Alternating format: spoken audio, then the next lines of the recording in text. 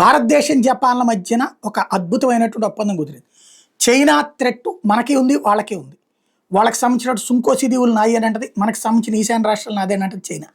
కాబట్టి మనం క్వాడ్ పేరుతో ఇంతకుముందు ట్రంప్ చైనా జపాను ఇదే భారత్ జపాను తర్వాత ఆస్ట్రేలియా అమెరికాలతో కూడినటువంటి ఒక కూటమి గట్టుకొచ్చాడు. సరే ఆ తర్వాత రకరకాలైనటువంటి దాంతో బైడెన్ చెడగొట్టినటువంటిది ఉంది. బట్ జపాన్కి మనకైతే మాత్రం ఈ తరహా సమస్య ఉంది. ఇప్పుడు చైనాకి ప్రత్యామ్నాయంగా చైనా పాకిస్తాన్ని అడ్డుపెట్టుకునినో బంగ్లాదేశ్ని అడ్డుపెట్టుకునినో మనకు వ్యతిరేకంగా స్థావరాలు ఏర్పాటు చేస్తుంటే చైనాకి చెక్ పెట్టేటటువంటి స్థావరాలు మనం ప్రిపేర్ చేస్తున్నాం. తాజాగా చూస్తే India Japan Andaman Nicobar islands Lakshadweep ఐలాండ్స్లో స్మార్ట్ ఐలాండ్స్ కింద మార్చేందుకు రెడీ అయినాయి. తద్వారా ఆ ప్రాంతాల్లో ఇన్ఫ్రాస్ట్రక్చర్ ఏర్పాటు చేస్తారు, డిజిటల్ ఇన్ఫ్రాస్ట్రక్చర్ ఏర్పాటు చేస్తారు, మొబిలిటీ సిస్టమ్స్ని ఏర్పాటు చేస్తారు, రెన్యూబుల్ ఎనర్జీ ఏర్పాటు చేస్తారు.